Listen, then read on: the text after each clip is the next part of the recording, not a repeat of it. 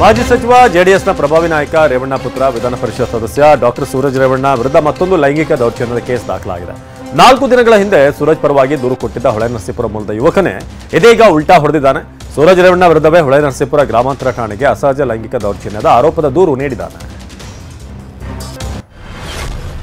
ಸೂರಜ್ ರೇವಣ್ಣ ವಿರುದ್ಧ ದೂರು ನೀಡಿದ ಸಂತ್ರಸ್ತ ಪ್ರತಿಕ್ರಿಯಿಸಿದ್ದಾನೆ. ವರ್ಷಗಳ ಹಿಂದೆ ನನ್ನ ಮೇಲೂ ಕೂಡ ಲೈಂಗಿಕ ದೌರ್ಜನ್ಯ ಆಗಿತ್ತು. ಎಲ್ಲ ನೋವು ನುಂಗಿ ಸುಮ್ಮನಿದ್ದೆ. ಈಗ ಸಮಯ ಬಂದಿದೆ, ದೂರು ಕೊಟ್ಟಿದ್ದೇನೆ ಅಂತ ಹೇಳಿದ್ದಾರೆ. ನನಗೆ ನ್ಯಾಯ ಬೇಕು, ಸೂರಜ್ ಮತ್ತು ಅವರ ಸಹಚರರಿಗೆ ಶಿಕ್ಷೆ ಆಗಬೇಕು ಅಂತ ಆಗ್ರಹಿಸಿದ್ದಾನೆ. ಹಾಗೆ ಅಂದು ಮತ್ತೊಬ್ಬ ಸಂತ್ರಸ್ತನ ವಿರುದ್ಧ ದೂರು ಕೊಡುವಂತೆ ಸೂರಜ್ ರೇವಣ್ಣ ಬೆದರಿಕೆ ಒಡ್ಡಿದ್ರು ಅಂತ ಆರೋಪ ಮಾಡಿದ್ದಾನೆ. ಸಂತ್ರಸ್ತ, ನಾನು 7 ವರ್ಷದಿಂದ ಜೆಡಿಎಸ್ ಕಾರ್ಯಕರ್ತನಾಗಿ ಕೆಲಸ ಮಾಡಿದ್ದೇನೆ. ಸೂರಜ್ ರೇವಣ್ಣ ಕೊರೋನಾ ಕಾಲದಲ್ಲಿ ನನ್ನನ್ನು ಕರೆಸಿ ನನ್ನ ಮೇಲೂ ಕೂಡ ದೌರ್ಜನ್ಯ ಎಸಗಿದ್ದಾರೆ. ಅವರಿಗೆ ಶಿಕ್ಷೆ ಆಗಬೇಕು, ನಮಗೆ ನ್ಯಾಯ ಸಿಗಬೇಕು ಎಂದು ಸಂತ್ರಸ್ತ ಹೇಳಿದ್ದಾನೆ. ಸದ್ಯ ಸೂರಜ್ ವಿರುದ್ಧವೇ ದೂರು ದಾಖಲಿಸಿರುವಂತಹ ಸಂತ್ರಸ್ತ 3 ದಿನಗಳ ಹಿಂದೆ ಸೂರಜ್ ರೇವಣ್ಣ ಪರವಾಗಿ ದೂರು ನೀಡಿದ್ದ. ಬಳಿಕ ನಾಪತ್ತೆಯಾಗಿದ್ದ ಈತನಿಗೆ ಸೂರಜ್ ಬೆಂಬಲಿಗರು ಹುಡುಕಾಟ ನಡೆಸಿದರು. ಆದರೆ ಯಾರ ಕೈಗೂ ಸಿಗದೆ ಎಸ್ಕೇಪ್ ಆಗಿದ್ದ ಈತ ಇದೀಗ ದಿಢೀರ್ ಅಂತ ಪ್ರತ್ಯಕ್ಷವಾಗಿದ್ದು ಸೂರಜ್ ವಿರುದ್ಧವೇ ದೂರು ನೀಡಿದ್ದಾನೆ.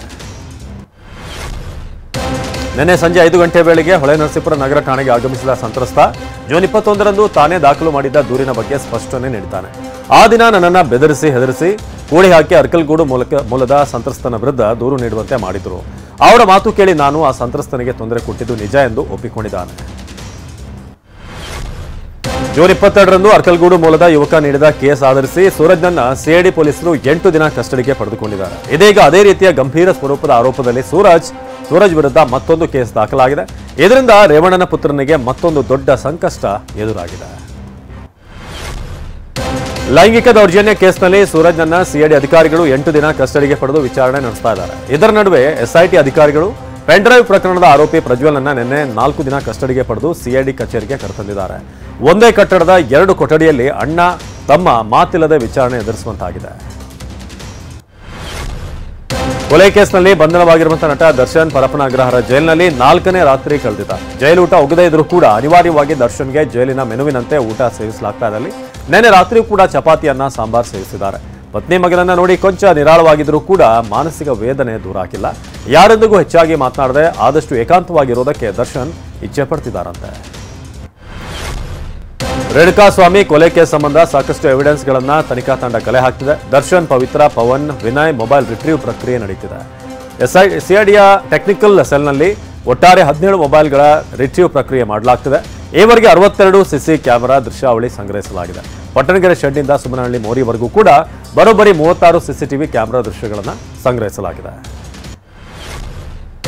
ಹಾವೇರಿ ಜಿಲ್ಲೆ ಶಿಗ್ಗಾಂವಿ ವಿಧಾನಸಭಾ ಕ್ಷೇತ್ರದ ಉಪಚುನಾವಣಾ ಕಣ ರಂಗೇರಿದೆ. ಕಾಂಗ್ರೆಸ್ ಬಿಜೆಪಿಯಲ್ಲಿ ಅರ್ಧ ಡಜನ್ ಟಿಕೆಟ್ ಆಕಾಂಕ್ಷಿಗಳು ಲಾಬಿ ನಡೆಸುತ್ತಿದ್ದಾರೆ. ಸಿದ್ದರಾಮಯ್ಯ ಆಪ್ತ ಅಜಂಪೇರ್ ಖಾದ್ರಿ ಹಾಗೂ ಡಿಕೆ ಶಿವಕುಮಾರ್ ಆಪ್ತ ಯಾಜೀರ್ ಖಾನ್ ಪಠಾಣ್ ನಡುವೆ ಟಿಕೆಟ್ಗೆ ಪೈಪೋಟಿ ಜೋರಾಗಿದೆ. ಟಿಕೆಟ್ ವಿಚಾರವಾಗಿ ಹಾವೇರಿ ಜಿಲ್ಲಾ ಕಾಂಗ್ರೆಸ್ ನಾಯಕರು ಸಭೆ ಮಾಡಿ ಚರ್ಚೆ ನಡೆಸಿದ್ದಾರೆ.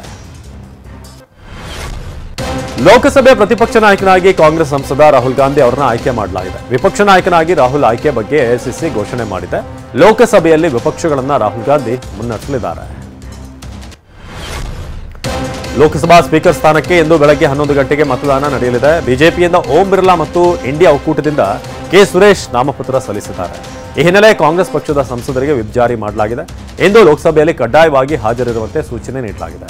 ಸದನ ಮುಂದೂಡಿಕೆ ಆಗುವವರೆಗೂ ಕೂಡ ಹಾಜರಿರುವಂತೆ ವಿಪ್ನಲ್ಲಿ ಪಕ್ಷದ ಸಂಸದರಿಗೆ ಸೂಚನೆ ನೀಡಲಾಗಿದೆ. ಆದರೆ ಓಂ ಬಿರ್ಲಾ ಆಯ್ಕೆ ಬಹುತೇಕ ಖಚಿತವಾಗಿದೆ.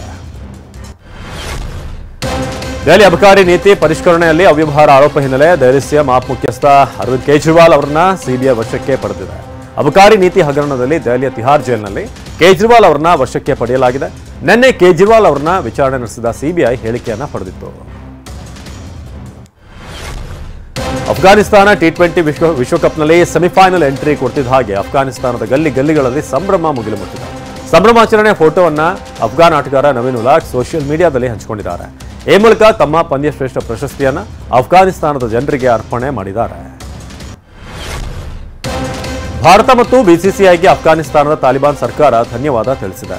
ಅಫ್ಘಾನಿಸ್ತಾನ ತಂಡದ ನಾಯಕತ್ವ ಹಾಗೂ ತಂಡವನ್ನ ಅಭಿವೃದ್ಧಿ ಪಡಿಸೋದ್ರಲ್ಲಿ ಭಾರತ ಸಾಕಷ್ಟು ಸಹಾಯ ಮಾಡಿದೆ. ಇದಕ್ಕೆ ತಾಲಿಬಾನ್ ಸರ್ಕಾರ ಋಣಿಯಾಗಿರುತ್ತೆ ಅಂತ ಹೇಳಿದೆ. ಪಾಕಿಸ್ತಾನ ಕ್ರಿಕೆಟ್ ತಂಡದ ಆಟಗಾರರ ವಿರುದ್ಧ ಪಾಕಿಸ್ತಾನ ಕ್ರಿಕೆಟ್ ಮಂಡಳಿ ಆಕ್ರೋಶ ವ್ಯಕ್ತಪಡಿಸಿದೆ. ಆಟಗಾರರು ಹೆಂಡತಿ ಮಕ್ಕಳು ಮಾತ್ರವಲ್ಲದೆ ಅವರ ಪೋಷಕರು ಸಹೋದರನು ಕೂಡ ಪಂದ್ಯ ನಡೆಯುವಂತ ವಿದೇಶಗಳಿಗೆ ಕರೆದೊಯ್ದಿದ್ದಾರೆ. ಇದಕ್ಕೆ ಕಡಿವಾಣ ಹಾಕಬೇಕು ಅಂತ ಪಾಕಿಸ್ತಾನ ಕ್ರಿಕೆಟ್ ಮಂಡಳಿ ಗುಡುಗಿದೆ. T20 ಕ್ರಿಕೆಟ್ ಟೂರ್ನಿಯಲ್ಲಿ ಪಾಕಿಸ್ತಾನ ತಂಡದ ನಾಯಕ ಫಿಕ್ಸಿಂಗ್ ಮಾಡಿಕೊಂಡಿದ್ದಾರೆ ಎಂದು ಆರೋಪಿಸಿದ್ದ ಪತ್ರಕರ್ತನ ವಿರುದ್ಧ ಬಾಬರ್ ಅಜಮ್ ₹1 ಬಿಲಿಯನ್ ಮಾನನಷ್ಟ ಮೊಕದ್ದಮೆ ಹೂಡಿದ್ದಾರೆ. ಬಾಬರ್ ಕಳಪೆ ಪ್ರದರ್ಶನಕ್ಕಾಗಿ ಆಡಿ ಕಾರು ಅಪಾರ್ಟ್ಮೆಂಟ್ಗಳನ್ನು ಪಡೆದಿದ್ದಾರೆಂದು ವರದಿಗಾರ ಆರೋಪ ಮಾಡಿದರು.